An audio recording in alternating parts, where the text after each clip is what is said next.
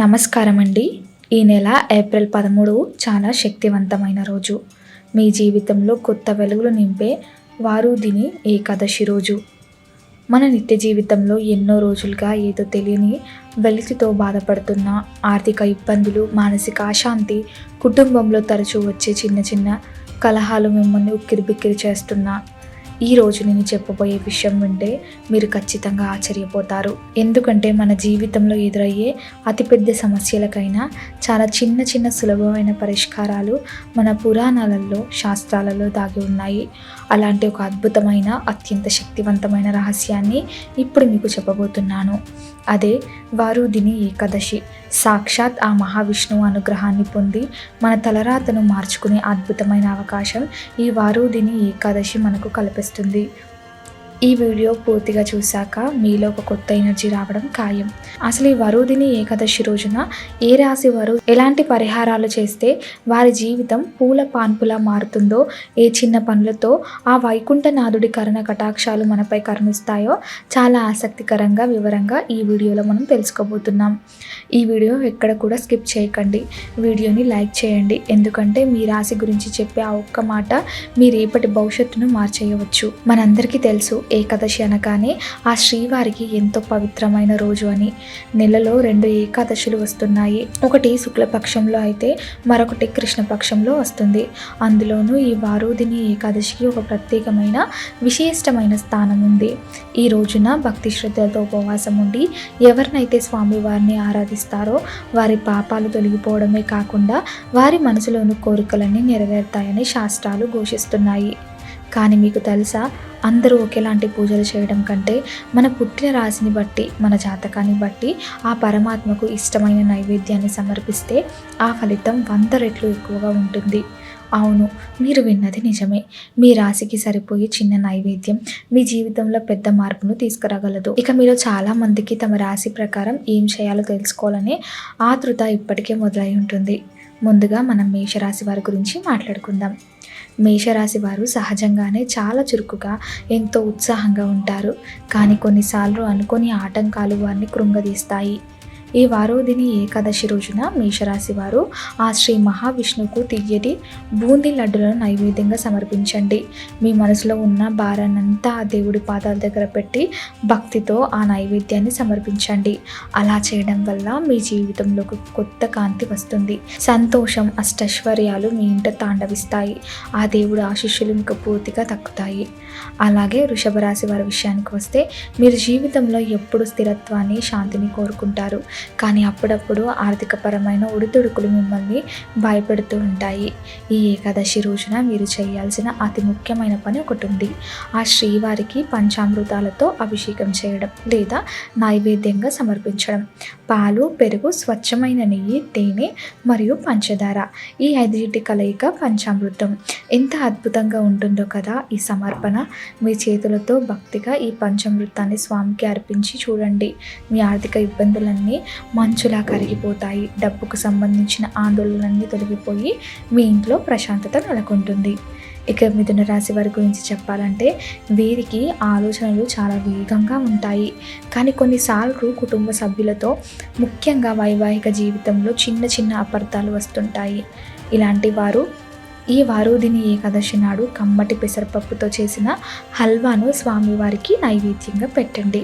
ఆ పెసరపప్పు హల్వా ఎంత తీయగా, కమ్మగా ఉంటుందో మీ మాటల మాధుర్యం కూడా అంత పెరుగుతుంది.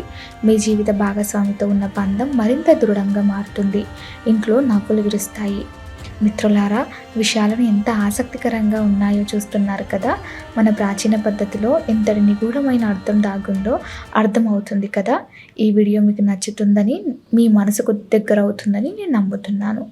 మీరు కనుక ఈ వీడియోను ఆస్వాదించినట్లయితే దయచేసి ఇప్పుడే ఈ వీడియోని లైక్ చేయండి. మీరు చేసే ఒక లైక్ ఇలాంటి ఎన్నో మంచి విషయాలను మరింత మందికి చేరేలా చేస్తుంది. అలాగే మీకు ఈ సమాచారం ఎలా అనిపిస్తుందో ఒక క్షణం ఆలోచించండి. మీ లైక్ మాకు ఎంతో ఉత్సాహాన్ని ఇస్తుంది. సరే, ఇక మనం తర్వాతి రాశుల వైపు ప్రయాణిద్దాం. కర్కాటక రాశి వరకు సహజంగానే మనసు చాలా సున్నితంగా ఉంటుంది. వీరు ప్రతి విషయానికి ఎక్కువగా ఆలోచిస్తూ మానసిక ప్రశాంతతను కోల్పోతుంటారు.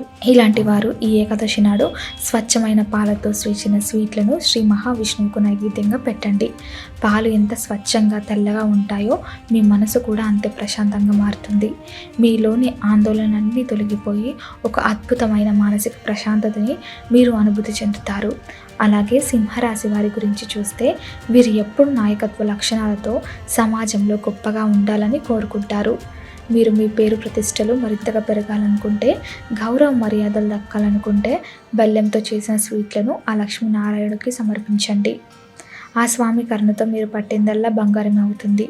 మీ కీర్తి నలుదిశలా వ్యాప్తిస్తుంది.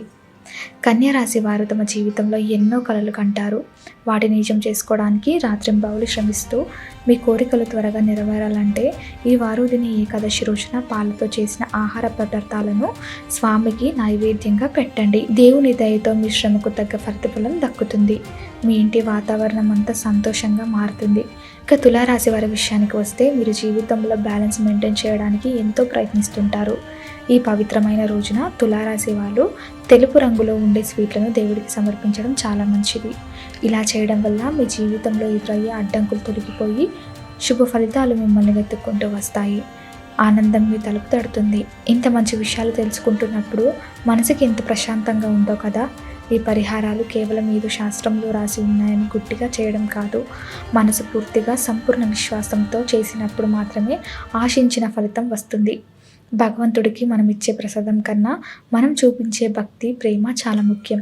దయచేసి ఈ వీడియోని చూస్తున్న ప్రతి ఒక్కరూ ఈ వీడియోని లైక్ చేయడం మాత్రం మర్చిపోకండి. మీ లైక్ ఈ అద్భుతమైన జ్ఞానాన్ని మరింత మందికి పంచుతుంది. ఇక వృశ్చిక రాశి వారిని చూస్తే వీరు చాలా ధైర్యవంతులు. కానీ కొన్నిసార్లు నెగిటివ్ ఎనర్జీ లేదా మన చుట్టూ ఉన్న ప్రతికూలన పరిస్థితులు వీరిని ఇబ్బంది పడుతుంటాయి. ఆ ప్రతికూల శక్తుల నుండి బయటపడడానికి మీరు ఈ ఏకాదశి నాడు బెల్లంతో చేసిన పాయసం లేదా స్వీట్లను స్వామికి నివేదించండి. ఆ తీపి పాయసం మీ జీవితంలోని చేదును పూర్తిగా తుడిచివేస్తుంది. మీకు ఒక తెలియని పాజిటివ్ ఎనర్జీ వస్తుంది. అలాగే ధనుసు రాశి వారు ఎంతో సానుకూల దృక్పథం కలిగి ఉంటారు.